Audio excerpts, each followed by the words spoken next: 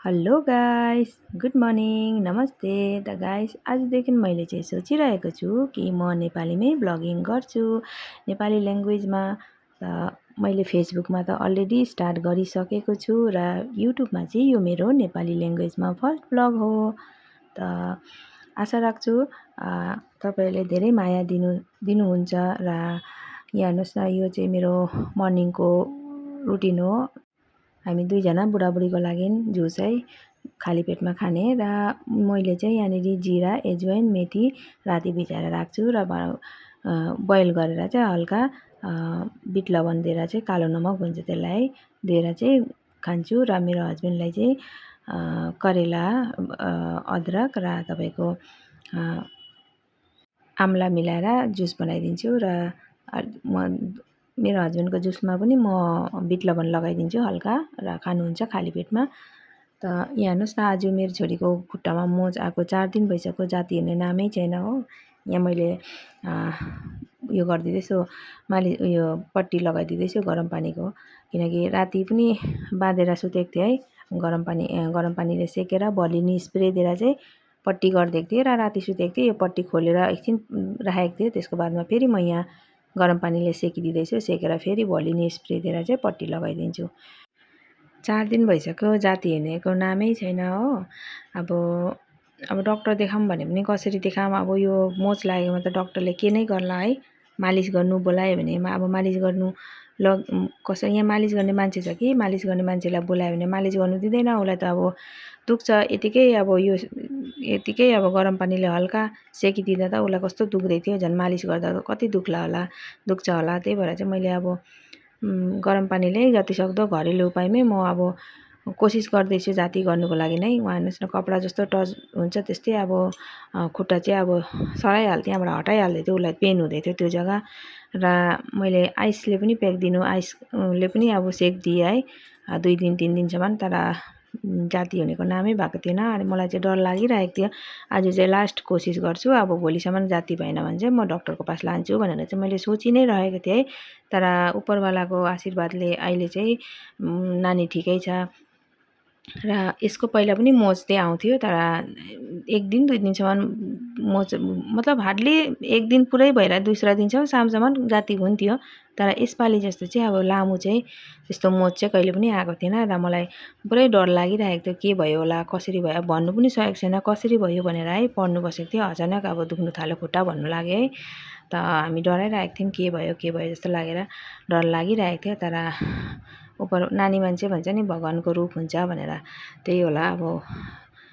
भगवानले नि हेर्नुभयो है, त्यही हो। अन्त यहाँ हेर्नुहोस् न, यहाँ गरम पानीमा केटलमा गरम पानी गरी गरम पानी गरेर लिएको थिएँ। अब हल्का पानी चिसो हुन्छ, फेरि पानी ढालेर फेरि हल्का गरम, मतलब सेक दिने लायकको पानी गरेर फेरि गर्दै थिएँ कन्टिन्यू। मैले चाहिँ आधा घन्टा जस्तै सेक्दिएँ, त्यहाँबाट चाहिँ भोलिनी स्प्रे दिएर चाहिँ पट्टी गरिदिएँ है।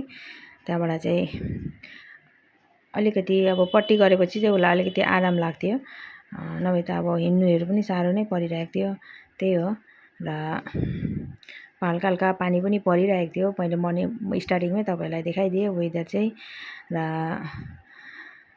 यो भिडियोहरू चाहिँ गाइस अपलोड गर्नुको मकसद चाहिँ मेरो मोबाइलमा मेमोरी फुल भइसकेको थियो। सोचेँ यो भिडियोहरू डिलिट गरिदिउँ भनेर है। तर फेरि सोचेँ निकै दिन भयो लङ भिडियो मैले अपलोड गरेको छुइनँ युट्युबमा। त भिडियो जब छ मेरो पासमा अलरेडी त एउटा कन्टेन्ट नै भइहाल्छ। त्यही भएर मैले सोचेँ अपलोड गरिदिउँ भनेर, एउटा कन्टेन्ट पनि हुन्छ प्लस डिलिट गर्ने अगाडि है। त्यही सोचेर चाहिँ मैले यो एडिटिङ गर्दैछु आज फाइनली। भिडियो त भयो निकै दिन अगाडिकै हो, तर आज चाहिँ फाइनली म एडिटिङ गर्दैछु। त अगर तपाईँहरूलाई जानकारी छ भने यस्तो खुट्टामा मोच आउँदा चाहिँ मतलब के गर्दा चाहिँ छिट्टोभन्दा छिट्टो जाती हुन्छ, तपाईँहरू कमेन्ट गरेर बताइदिनु सक्नुहुन्छ। किनकि मलाई त त्यति नलेज छैन है। मलाई जतिको नलेज थियो मैले त्यति नै त्यही हिसाबले चाहिँ मैले चाहिँ उसलाई ठिक गर्नु कोसिस गरेँ है। त्यहाँबाट चाहिँ यति नै मेरो नलेज थियो। त्यही भन्नु चाहन्छु कि तपाईँहरूलाई अगर जानकारी छ भने चाहिँ कमेन्ट गरिदिनुहोस् होला। यस्तो गऱ्यो भने चाहिँ छिट्टो जाती हुन्छ ल, पेनदेखि रिलिफ पाउँछ भनेर है। त यहाँ हेर्नुहोस्, अहिले चाहिँ मैले चाय बनाउँदैछु। एक्चुअली हाम्रो नास्ता भइसकेको थियो है। अब सबै भिडियोमा कभर गर्नु पोसिबल हुँदैन। यो चाहिँ मैले अब सर्ट टाइपमा अब मैले क्लिप्स लिएको थिएँ है। मैले अब फेसबुकतिर अपलोड गर्नुको लागि रेसियो पनि मेरो यो अलग्गै आउँछ। तपाईँहरूले हेर्नुहुन्छ जतिखेर भिडियो हेर्नुहुन्छ, मैले चाहिँ सर्ट भिडियोको रेसियोमा क्लिप्स लिएको थिएँ, सर्ट टाइपको। त्यसलाई नै मैले एडिट गरेर चाहिँ जोइन गरेर चाहिँ लङ भिडियो बनाएको।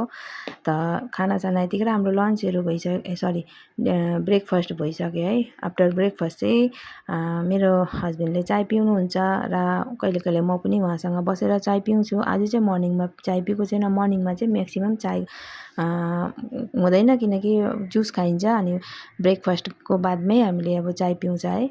त यहाँ हेर्नुहोस् न, मैले चाय बनाउँदैछु हो, चाय बनाउँदैछु र म चाहिँ अब चाय बनाउँदा ब्रेकफास्ट गरेपछि चाहिँ अब मेरो जुन चाहिँ हाउसमेट छ ऊ चाहिँ आइपुग्छ र म चाहिँ अब मेरो हस्बेन्डसँग बसेर चाहिँ अब म त्यतिखेर चाहिँ चाय पिउनु भ्याउँदैन र हस्बेन्डलाई चाहिँ म दिइहाल्छु है। म उहाँलाई चाहिँ दिइहाल्छु, उहाँले पिउनुहुन्छ। अन्त त्यसको बादमा चाहिँ म अब उसलाई भाँडाहरू यताउति भाँडाकुँडाहरू सबै अब निकालिदिन्छु धुनुको लागि है, वास गर्नुको लागि। अन्त सबै अब फ्री भएर चाहिँ म फेरि मेरो चाय हल्का गरम गरेर चाहिँ फेरि लिएर बस्छु।